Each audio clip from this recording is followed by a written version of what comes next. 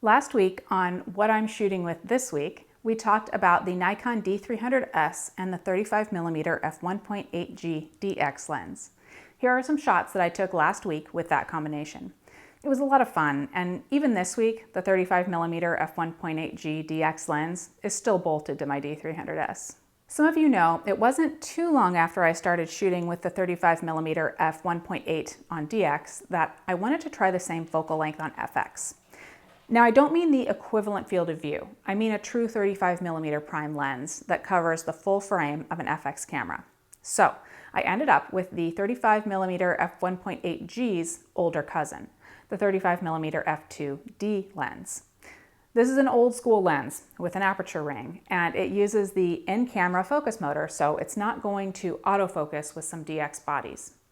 It's from a time when film was king and full-frame 35mm film was dominant. Yes, this lens hit the market around 1989. You can find them fairly cheap today, and it works like a champ. The D810 eats it up. It's quick, and it gives you a real old school feeling when you're shooting with it.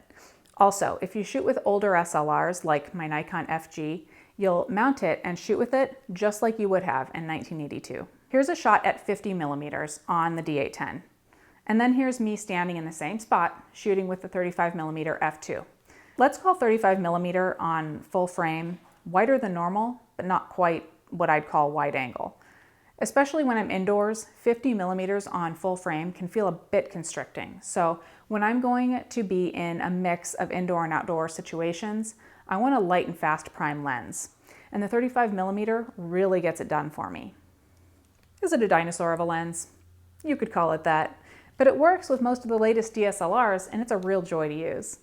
Let me know in the comments below if you ever shoot at 35mm, either with a prime lens or if you find yourself setting your zoom around 35mm quite a bit.